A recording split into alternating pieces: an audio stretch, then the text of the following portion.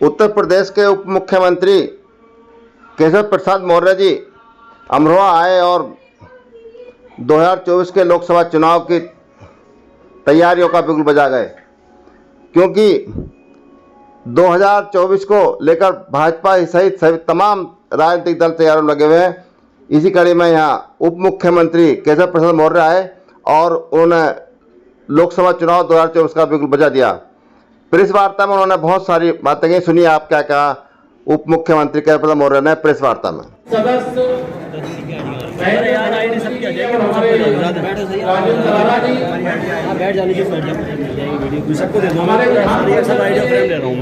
सम्मानित सदस्य, पूर्व सांसद भी हैं, हमारे आपके जिले के निवासी आदरणीय हमारे विधान परिषद के लग रहा है ना, आयुष्मान भारत योजना हो, प्रधानमंत्री उज्ज्वला योजना हो, प्रधानमंत्री सौभाग्य योजना हो, सभी योजनाओं का लाभ जो पात्र हमारे परिवार हैं उनको प्राप्त हो, इसलिए सरकार के स्तर पर लगातार निर्देश दिया गया है। कुछ अधिकारियों की शिकायत मेरे पास आई थी, मैंने आज ऐसे जो जिनकी शिकायत आई थी उनको मैंने कड़ी चेतावनी भी दी है कि यहाँ हम सरकार की योजनाओं को जनता तक पहुंचाने के लिए आए। व्यवहार कुशलता हमारी प्राथमिकता पर रहना चाहिए। इसलिए पार्टी कार्यकर्ता कोई भी समस्या बताता है उसको सुनना ही पड़ेगा और समाधान करने लायक है तो समाधान भी करना पड़ेगा। नहीं समाधान करने लायक है तो उसको बता देंगे कि ये समाधान योग्य नहीं है, लेकिन किसी कार्यकर्ता का अनादर ना हो, ये निर्देश आज मैंने दिया है। यहाँ पर जल जीवन मिशन के माध्यम से हर घर नल से जल पहुंचाने का कार्यक्रम चला। 10% जिले की ग्राम सभाओं में जिला स्तर के अधिकारी की अगुवाई जो हर घर नल से जल पहुंचाने की योजना से पाइपलाइन से पानी पहुंचाना है। 1 मीटर नीचे पाइपलाइन पड़ रही कि नहीं पड़ रही, जो सड़क तोड़ी गई है पाइपलाइन डालने के लिए वो आवागमन के योग्य बनाई गई कि नहीं बनाई गई, और अगर टेस्टिंग हो गई है तो चाहे वो सीसी रोड हो चाहे अगर कोई रोड हो पूर्व की तरह उसको निर्माण किया गया कि नहीं किया गया, इसकी जांच करके रिपोर्ट जिले में आएगी और लापरवाही पाए जाने पर कार्रवाई भी की जाएगी। यहाँ बिजली विभाग की गंभीर शिकायतें मेरे पास आई थी।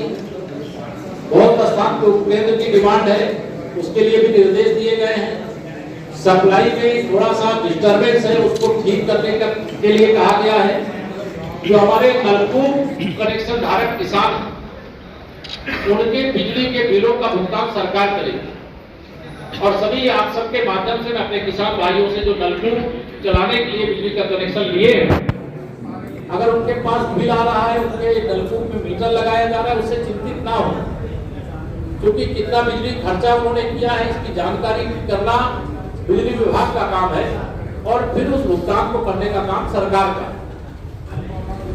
कुछ स्थानों पे बिजली के कनेक्शन काटे गए थे बिजली बिल बकाये के आधार पर, उसकी जानकारी करके उनको जोड़ने के निर्देश दिए गए हैं।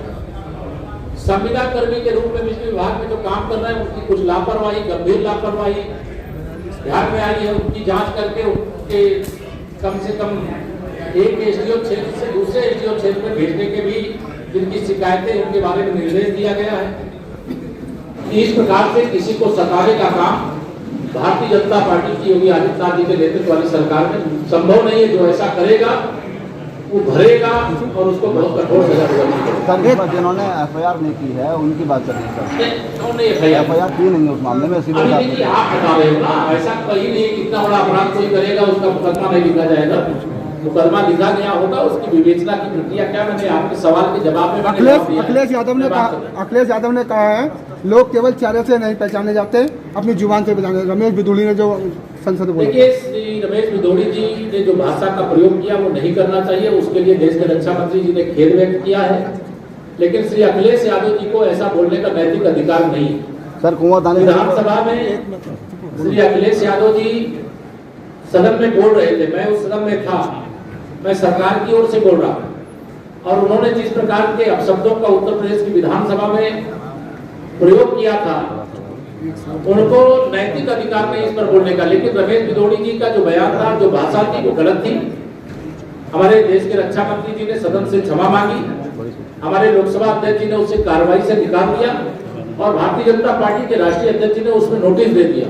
अब जो इसको तूल दे रहे हैं, जो मुस्लिम तुष्टिकरण की घटिया और घिनौनी राजनीति कर रहे हैं। सर, दानिश अली अमरोहा के सांसद हैं, उनके द्वारा उन्होंने कहा है कि नए संसद भवन के साथ साथ बीजेपी को जो है फिनाइल और रखना चाहिए ताकि सांसदों की जो है। क्या कहा मैं नहीं जानता, मैंने कहा कि इस मामले में जो भाजपा को करना चाहिए, जो लोकसभा के सम्मानित अध्यक्ष जी को करना चाहिए, जो हमारे देश के वरिष्ठतम नेता माननीय रक्षा मंत्री जी को करना चाहिए, उन्होंने सब किया।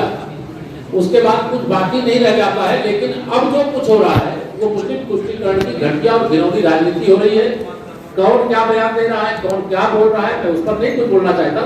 हम लोग भी रमेश बिदुड़ी जी के बयान का समर्थन नहीं करते, वो गलत बोले हैं, नहीं बोलना चाहिए। सर अमरोहा सरकार ने शिकंजा कसा है, उस पर क्या कहेंगे? विदेश मंत्रालय हमारा सक्षम है, विश्व का नेतृत्व करने वाला भारत बन रहा है, विदेश मंत्रालय उसको देखेगा। केशव प्रसाद कुंवर दानिश अली जो अमरोहा के सांसद हैं, वो पहले भी अमरोहा रेलवे स्टेशन पर जब ढिल्लो साहब ने विरोध किया था, उन्होंने भारत माता की जय का नारा लगाया था। अभी संसद में जो उनके लिए बताया गया है कि उन्होंने जो है प्रधानमंत्री जी को नीच कहा है, जिसके बाद बीजेपी के द्वारा इसको लोकसभा अध्यक्ष को दिया गया है और वो कह रहे हैं कि बीजेपी जो है 100 झूठ बोल के भी सच बोलवाने की ताकत है। देखिए, मैं इतना ही कहना चाहता हूँ कि अभी जो विषय आपने उठाया है और जिन लोगों की प्रतिक्रिया, ये घोर मुस्लिम तुष्टिकरण।